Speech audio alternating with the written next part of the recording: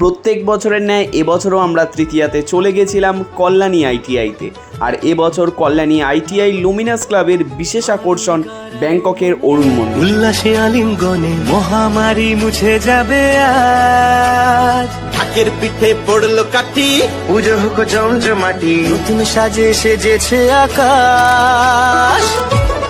এছাড়াও তোমরা এখানে দেখতে পারবে 75 কেজি এর বেশি সোনার গয়না দ্বারা সজ্জিত মায়ের প্রতিমাকে।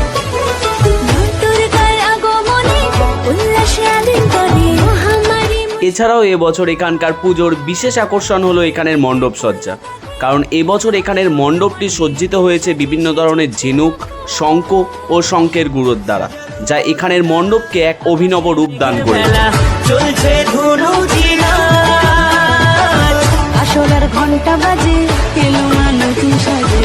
যদিও এত ভালো কিছুর মধ্যে এখানের কিন্তু একটি খারাপ বৈশিষ্ট্যও আছে, যেটি তোমাদের সাথে শেয়ার না করলেই নয়। আর সেগুলি জানার জন্য তোমাদের সম্পূর্ণ ভিডিওটিকে দেখতে হবে। প্রথমে আমরা বাড়ি থেকে বেরিয়েই একটি বাসে করে চলে গেলাম নৈহাটি স্টেশনে, আর সেখান থেকে আমরা যাব কল্যাণী স্টেশনে। তাই আমরা একটি ট্রেন ধরে নিলাম এবং ট্রেনে করে যাত্রা শুরু করলাম কল্যাণী স্টেশনের উদ্দেশ্যে। আর এর কিছুক্ষণের মধ্যে আমরা পৌঁছেও গেলাম কল্যাণী স্টেশনে।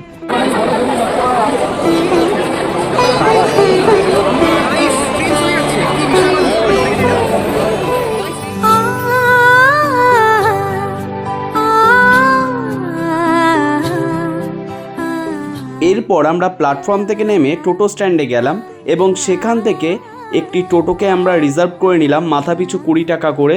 এরপর আমরা কল্যাণী আইটিআই এর উদ্দেশ্যে যাওয়া শুরু করলাম এবং যেতে যেতে উপলব্ধি করতে থাকলাম কল্যাণীর রাত্রিবেলার এক অপরূপ সৌন্দর্যকে।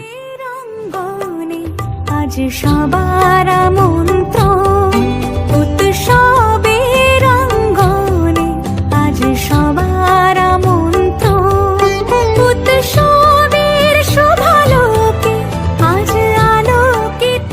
এরপর আচমকাই একটি 4 রাস্তার মোড়ে আমাদের টোটো চালক টোটো থামিয়ে দিয়ে আমাদের নেমে যেতে বলল সামনে নাকি এর থেকে যাওয়ার কোনো পারমিশন নেই, অর্থাৎ আমাদের হেঁটেই বাকি পথ যেতে হবে। তো আমরা যখন ম্যাপে সার্চ করে দেখলাম, তখন দেখলাম প্রায় 2.5 কিলোমিটারের বেশি পথ আমাদের হেঁটে যেতে হবে। যদিও ঘুরপথে যাওয়ার জন্য সেই 2.5 কিলোমিটার পথটি যে কখন আমাদের অজান্তেই 3 কিলোমিটার পথ লেগে গেছিল, সেটা আমরা নিজেরাও জানি না।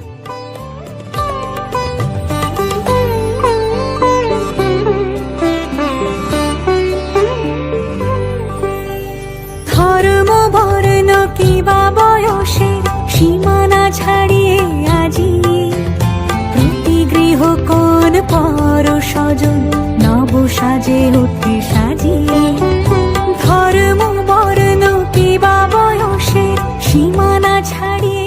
এরপর হাঁটতে হাঁটতেই আমরা একটা টাইমে পৌঁছে গেলাম ঠিক কল্যাণী আইটিআই পুজো মণ্ডপের সামনে। আর সেখান থেকে দেখতে থাকলাম পুজো মণ্ডপের শোভা। সত্যি এখানে না আসলে বোঝাই যায় না কেন এই মণ্ডপটিকে পশ্চিমবঙ্গের অন্যতম সেরা পুজোগুলোর মধ্যে থেকে একটি পুজো বলা হয়।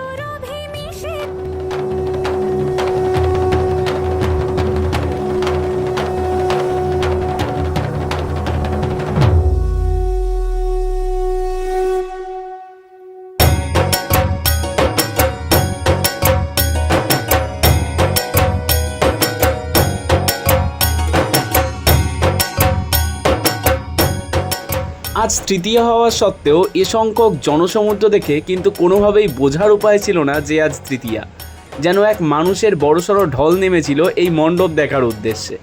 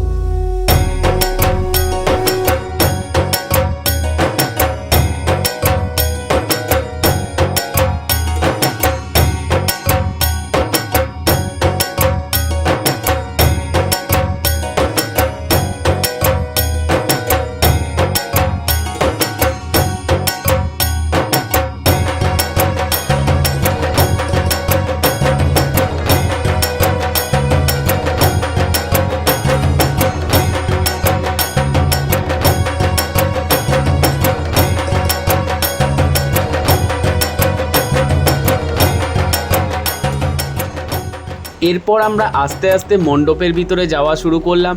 আর যতই আমরা মণ্ডপের ভিতরে প্রবেশ করতে শুরু করলাম ততই দেখলাম এত সুন্দর কারুকার্য, এত সুন্দর এক কুটির শিল্প ও হস্তশিল্পের নমুনা যা মনোমুগ্ধ করে দেয়।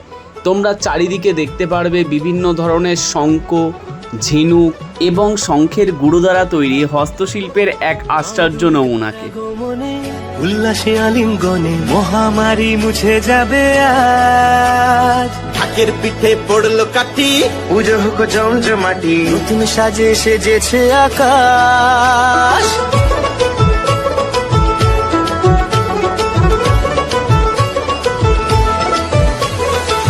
দুর্গার আগমনে উল্লাসে আলিঙ্গনে মহামারী মুছে যাবে আজ। ঢাকের পিঠে পড়লো কাঠি, পুজো হোক জমজমাটি, নতুন সাজে সেজেছে আকাশ। সাজানো বরণডালা, আকাশে মেঘের ভেলা, চলছে ধনু জিনাজ। আসলার ঘন্টা বাজে, এলো না নতুন সাজে, আকাশে পূজার বন্ধন, খুশিতে মন মজেছে আজ। আকাশে পূজার বন্ধন, খুশিতে মন মজেছে আজ।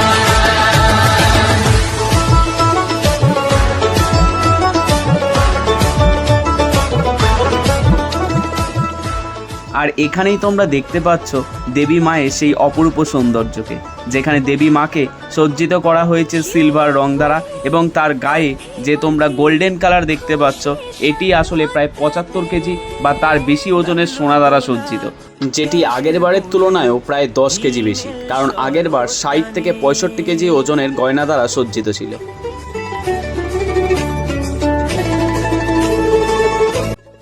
এরপর প্রতিমা দর্শন করে আমরা বাইরের দিকে বেরিয়ে আসলাম, কিন্তু একটা কথা না বললেই নয়, এখানে থাকা কিছু কিছু নিরাপত্তা রক্ষীদের ব্যবহার এতটাই বাজে ছিল যে বলে বোঝানোর মতো না। তারা রীতিমতো গায়ে হাত দিয়ে ধাক্কা দিয়ে মেরে ওখান থেকে ফেলে দিয়ে বাইরে বের করে দিচ্ছে, যেটি আমাদের জন্য ঠিক আছে, কিন্তু যারা একটু বয়োজ্যেষ্ঠ মানুষ এবং ছোট বাচ্চাদের পক্ষে কিন্তু খুবই ক্রিটিক্যাল ব্যাপার হয়ে দাঁড়ায়। তাই তোমাদেরও বলবো, তোমরা যদি এখানে প্রতিমা দর্শন করতে যাও তাহলে একটু ভাবনা চিন্তা করে তারপরেই যেও, কারণ তোমাদের 1-1.5 ঘন্টা লাইন দিয়ে এখানে মণ্ডপে প্রবেশ করতে হবে এবং মণ্ডপে প্রবেশ করার পরে তোমাদের 1 মিনিটও দাঁড়াতে দেবে না। সেটা স্বাভাবিক ব্যাপার, পুজোর সময় এটি হয়ে থাকে, কিন্তু এই ধরনের ব্যবহার মণ্ডপের মধ্যে এক প্রকার তোমাকে গায়ে হাত দেওয়া, গায়ে হাত দিয়ে ফেলে দেওয়া, এই জিনিসটি কখনোই কাম্য নয়। তাই তোমরা এখানে গেলে অবশ্যই ভাবনা চিন্তা করে তারপরেই যেও, আর নিজের সাবধানতা অবশ্যই অবলম্বন করো। উৎসবের অঙ্গনে আজ সবার আমন্ত্রণ, উৎসবের অঙ্গনে আজ সবার আমন্ত্রণ, উৎসবের শোভালোকে আজ। আর প্রতি বছরের ন্যায় এবছরও কিন্তু মণ্ডপের পাশে একটি মেলার আয়োজন করা হয়েছে। আমরা কিছুক্ষণ সময় সেই মেলায় ঘুরে তারপরে কিন্তু একটি টোটো ধরে আবারও কল্যাণী স্টেশনে চলে আসি, আর তারপর একটি শিয়ালদাগামী ট্রেনে উঠে আমরা বাড়ির উদ্দেশ্যে যাত্রা শুরু করি।